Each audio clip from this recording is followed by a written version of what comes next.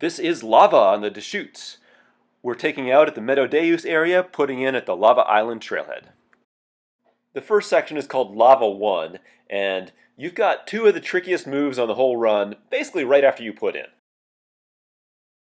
Here it is at 1280 CFS.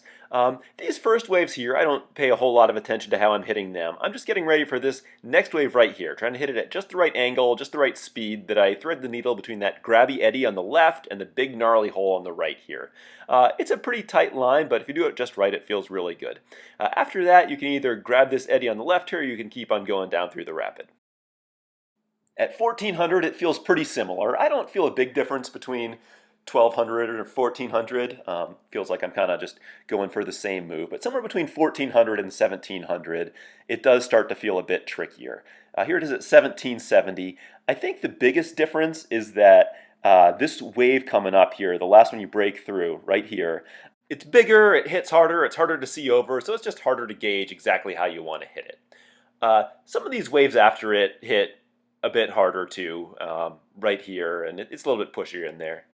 There are a couple things you can do to make that entry move easier. One is to just plow through that eddy instead of doing the S-turn. It's not as smooth. You kind of have to paddle pretty hard through it, but it's a lot less technical. That's 1050 CFS. As the water gets higher, that eddy gets boilier, but I think Aaron did that at 1700.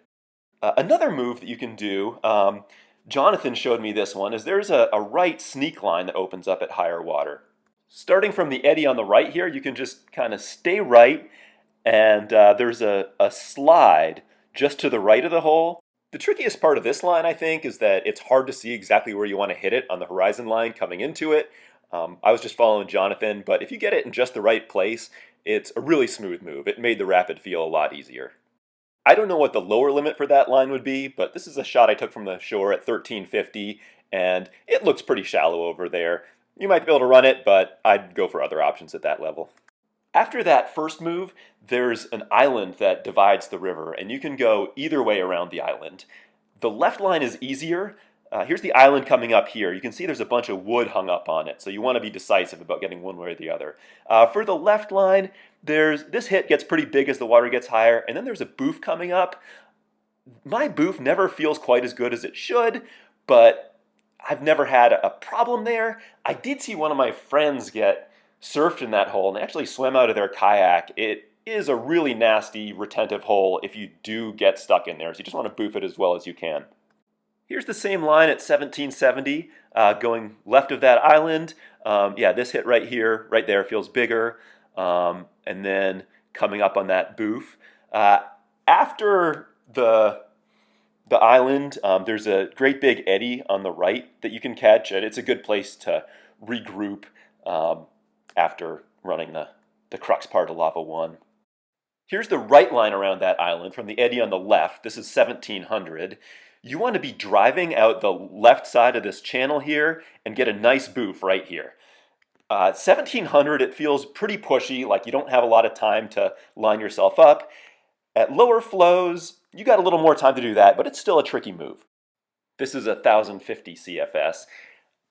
Once it gets up around 1400, you can run that line a little bit farther left. Like you can be on the slide just left of where that breaking wave is, and that works out fine. I tried to do that one time at 1280, and the ledge kind of caught me, and I flipped over there. The upside was that I was left of the meaty part of the hole, so I didn't get surfed, but obviously it's not what you want to do. You want to be kind of right on the left side of that breaking wave there, and I really stick my paddle in the wave to get a good boof stroke. Another thing to look out for is you can see there's a whole bunch of wood hung up on that island that divides the left line and the right line, so you don't want to get pushed into that either.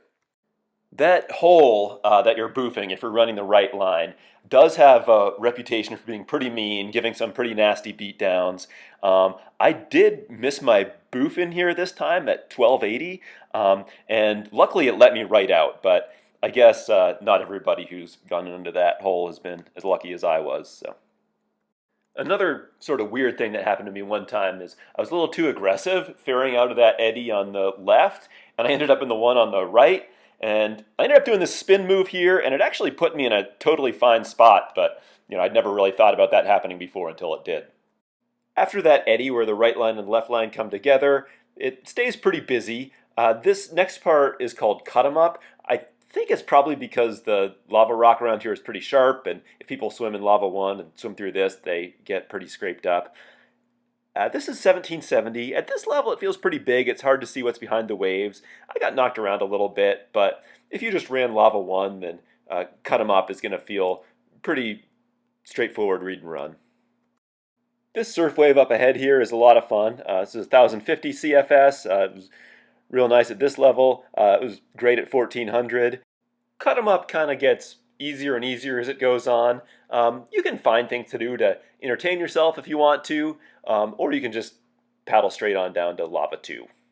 There's a big pool between the end of Cut 'em Up and the beginning of Lava 2.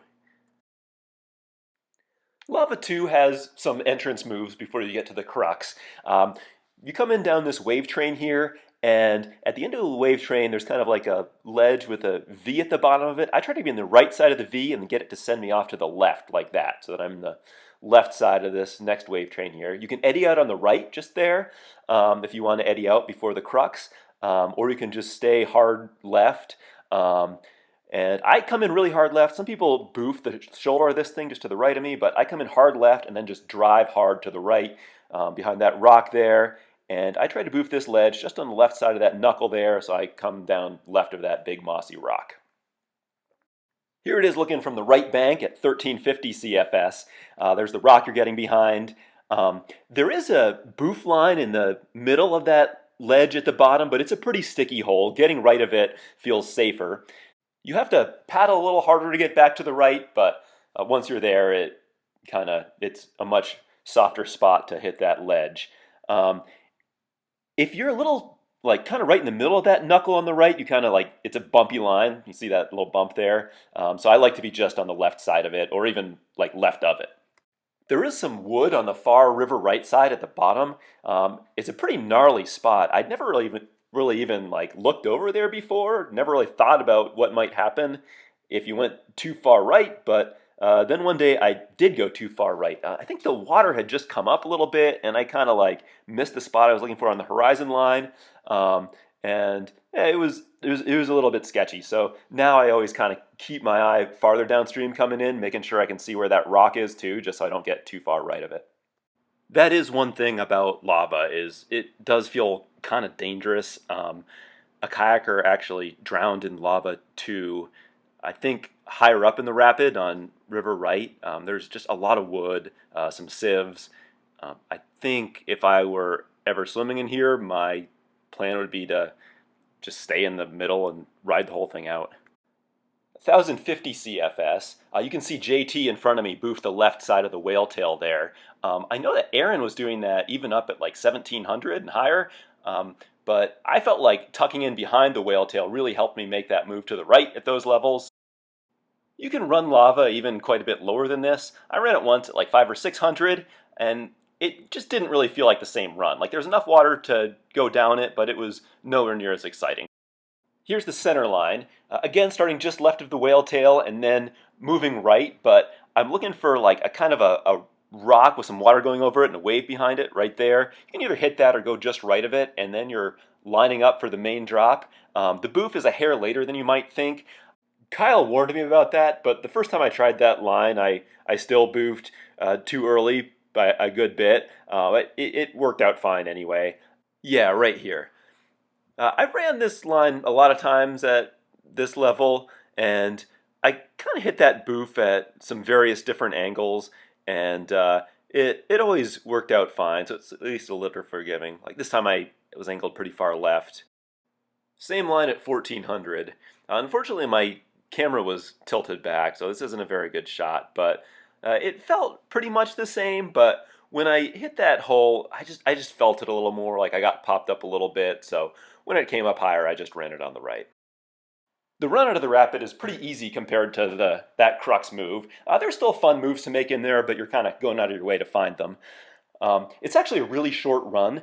If you just put on and paddle downstream, you can do all of lava in less than 10 minutes. You can combine it with Dillon Falls upstream or the Meadow Camp section downstream. They're both fantastic sections, but there is a lot of flat water in between. So if you do combine it, you're paddling a lot of flat water. There's this cool splat rock down at the bottom too, and then the takeout is on river left. And that is lava.